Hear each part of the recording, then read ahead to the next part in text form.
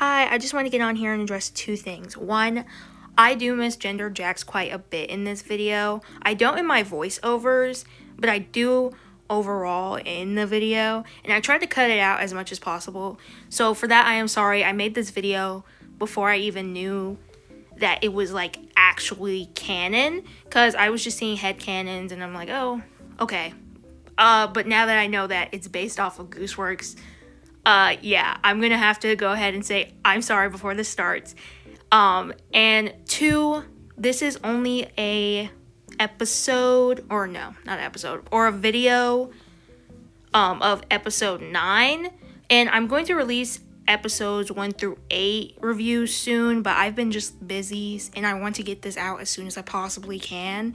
So yeah, I hope you enjoy the video. That's all for the disclaimer. To the final. This final, I don't know what's happening in like these production studios, bro. They cannot handle finals. Everybody is fumbling a final right now. The boys' final was horrible.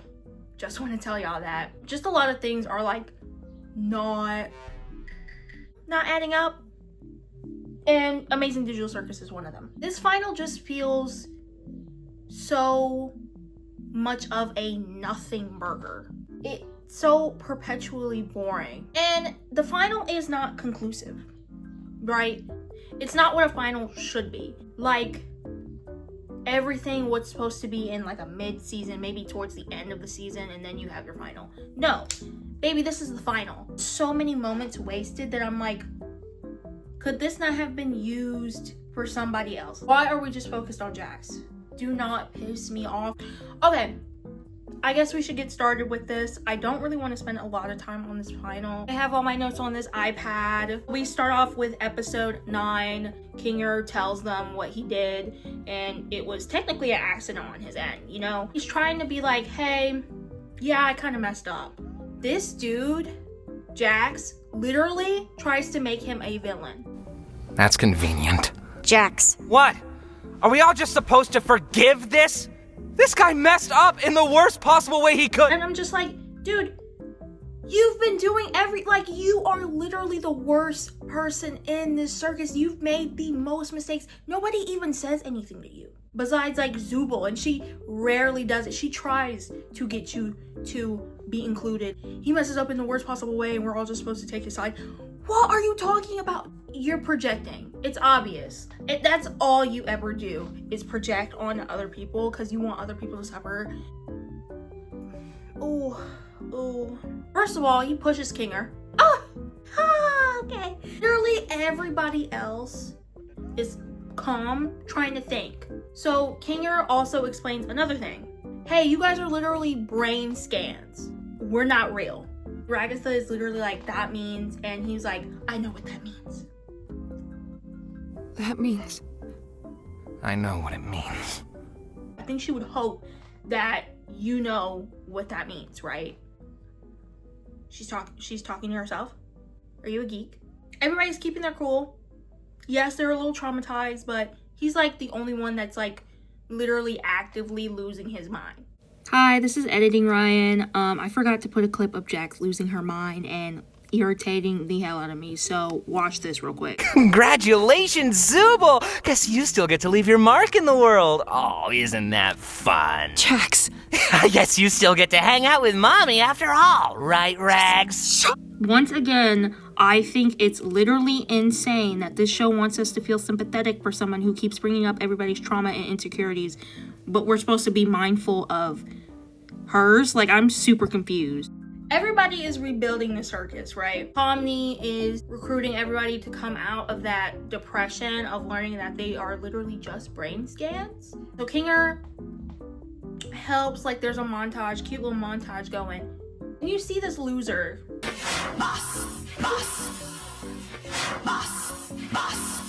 This loser, and this is exactly what he gets because no one cares. Everybody's trying to rebuild their life in this circus, bro, but you. No one cares. You want to be a loser, you want to lean against the wall, like no one cares. After that little montage of him, we go to him abstracting. That's how I knew the rest of the thing was going to be flashbacks. I just knew that it was gonna have something to do with Jax the rest of the episode, because there's no Ray. He abstracts that soon, and we get to see the others live happily ever after. There's no straying a little bit towards other characters. Pomni and Ragatha hug. Oh, my gay little hug. My gay little hug. And they have like this little happy little moment. And I can't remember. I think Ragatha also talked about not being able to help Jax, which I'm just like, girl, what else could you have done? Like, he didn't even like you. He told me to never mention Ribbit's name again. He made me promise. And I did. I think that's where our friendship really, finally ended. I wonder if things would have been different if I'd said no. Birdney comes up with a plan to try to get him into the darkness so she can save him a little bit, or like say her last goodbye to him. You barely knew this dude for like 3 months. I would give it that. I don't know. There's a lot of jumps, so I'm assuming it's longer, but I don't really think she interacted with him that much, so it's like, She enters his mind, essentially, is what happens, and she tries to open all the doors, and it's different Jaxes. First of all, this goddamned maid dress. Don't look at me, don't talk to me. You and your wig, get out. Take it off. And he kind of like in his mind also treats her like she's an entity, like she's nothing. Get this dude out of here. He's evil. So in some scenes in between of Pomni trying to save him, whatever, go be the bird. We get flashbacks of him with Ribbit and Kaufmo. Ribbit and Kaufmo are two previous people before Pomni who abstracted and we didn't really get to meet. So we have flashbacks of when Jax first enters and he meets Ribbit and Kaufmo. He develops a friendship with Ribbit and Kaufmo, but specifically Ribbit. Very nice to him, very sweet. Him, Kaufmo, Ribbit, they form a group. There comes a time in the flashback where we see Jax is confessing about everything to Ribbit. Now, let me sit up straight, okay? I feel like this scene, it has some potholes in it. I think Jax, to some capacity, is lying. He's lying about the situation with his mom, specifically before he pushes her and kills her. Yeah, he kills his mom. Talk about the rest of the scene before I get to that. Ribbit also confesses her background, how she's a Mormon, and she misses her parents, even though they were literally weirdos, which I would argue is worse than, I don't know, whatever Jax was going through. Nobody cares about you having daddy issues. He tells Ribbit about his home life, and so me, I would have been like, get out of my room. I wouldn't have been as nice as Ribbit was, because she was very understanding. She was like, she probably got back up. Like, it's not even that big of a deal. She's probably okay. See, because if a man told me that he killed his mom, I would have been running for the hills. Like, I don't know. At this point, I can't sympathize with you. Now you're telling me you killed your mom? Now all of this is making sense. All this misogyny that you have been putting on these women makes sense. He freaks out on his own merit, by the way. Like, nobody else is freaking out. Ribbit is sitting there like, okay, she's fine. She'll be okay. She's probably up and about. She probably isn't. She literally probably isn't. Ribbit is just saying anything to make him feel better, which, okay, I wouldn't be doing all that, but okay. He's like, don't tell anybody I ever told you. Okay, are you gonna push me next? Like, it's not even that serious. Like, I can't even do anything to you in the circus, like, genuinely. We get montages of him literally isolating Ribbit. We come to a scene where Ribbit is completely broken down. He's literally lying on Ribbit. Literally in one scene, it's like an icy biome. Ribbit is like, hey, can we talk? Like, what's going on? Then they get into an argument. Jax, mid-argument, is like, you're manipulating me. Hey, Jax, can we talk? What is there for us to possibly talk about? I don't know, just whatever I did, whatever's going on between us, can we just stop this? I miss talking to you. We're here. We're talking. What else do you want from me? I just want to be friends again. What? So you can pry into my personal life and hold it over my head? Is that really what you think? This can't be what you want! What? Because you know me so well! Because we're such super close best friends, so we know everything about each other! We were great friends, and Oh I'm my sorry for God! crying, but I don't want this one stupid mistake to be Here the we thing go. that ends Here all we of this. go.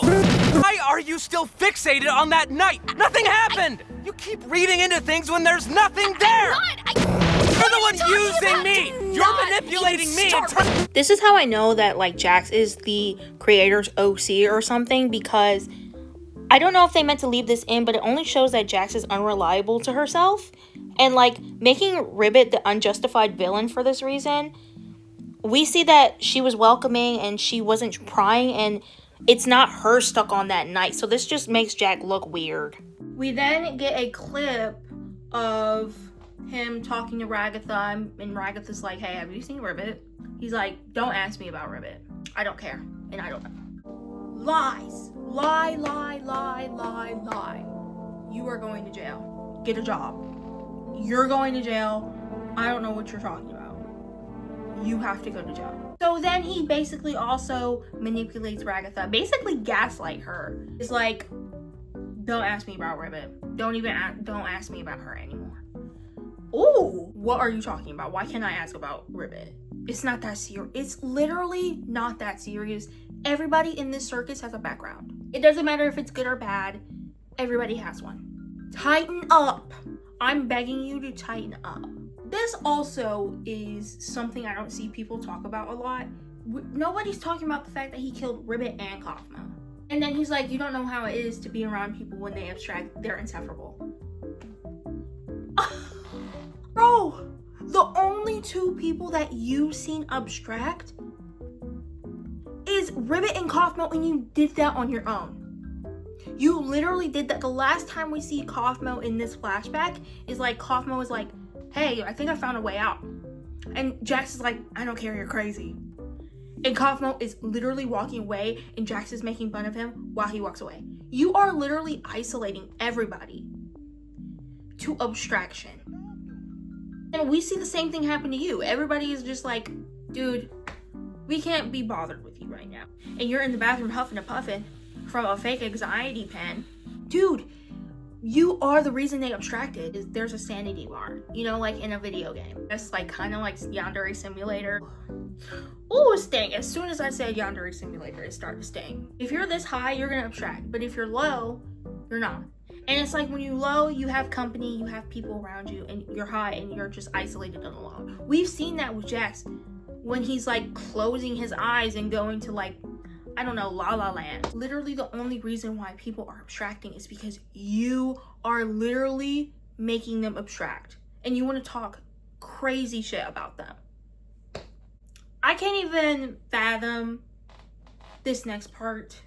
Even talking about it makes me feel, I know my ancestors will strike me down for even remotely talking about this scene anymore. But I'm gonna pray and hope that they don't get me. Funny bunny edit, mid-movie.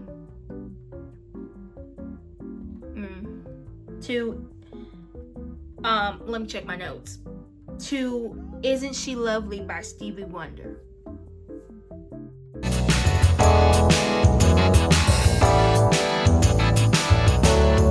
Isn't she lovely? Isn't she wonderful? Isn't she precious? Less than 1 minute. Oh, I never thought to love with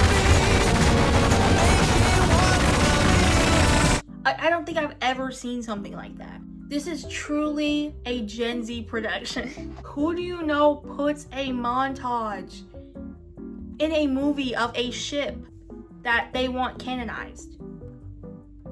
Okay. It just seems so fake to me. Oh my god, I don't even know who this was supposed to be used for. Berkney or the devil itself. Like, literally they're hugging and they have these scenes flashing with each other, and I'm like, you guys were arguing half of the time with each other. The fact that they used a cover of someone singing Isn't She Lovely, I know Stevie Wonder was like, I am not letting you have this shit. Just like, who was that for? Because in the beginning, Pomni is talking to Kinger and Ragatha, and they're like praising Pomni, which I don't know why. thought it was for her because they were saying good things about her. I just can't imagine it was for him, because we also get a montage before that of him being an asshole to Ribbit and Cosmo. How is Jax lovely? And after all of this, I think Gooseworks really should be checked on, because if this is a self-insert almost, dude, something is terribly wrong with you. And it's also like, well, do we have to check up on your mother too? Like, is your mother okay? Are your close friends okay? Because I feel like this is an admission of guilt almost. Oh, I do have to say something. And towards the end, they find out who they all are.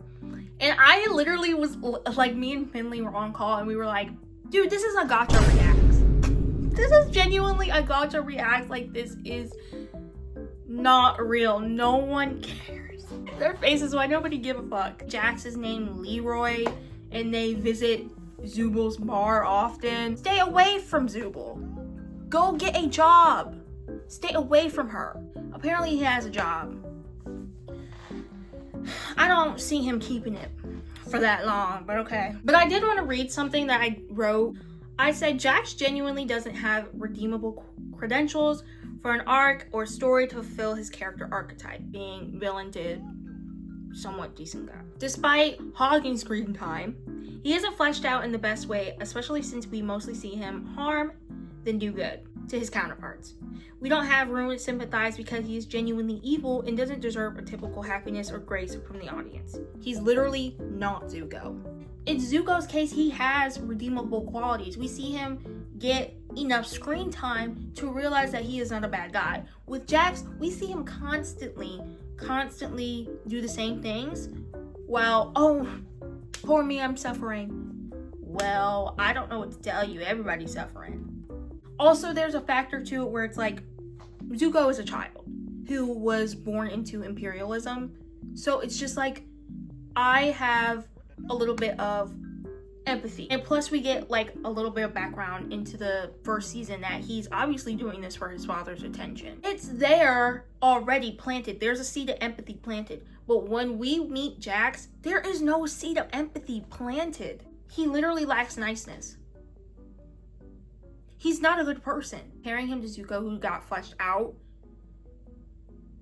in like 3 seasons compared to a guy who couldn't in like 9. Yeah, I understand that, but there was probably a better way of trying to redeem Jax to be a better person. But yeah, we get to see Zuko develop and everything, and he becomes a good guy. He understands the imperialism, he understands the harm that he has caused. And I was going to say, Jax doesn't even acknowledge in the series that what she's doing is harmful to the other characters, doesn't say sorry, doesn't admit to anything, has no admission of guilt, just sitting there looking stupid.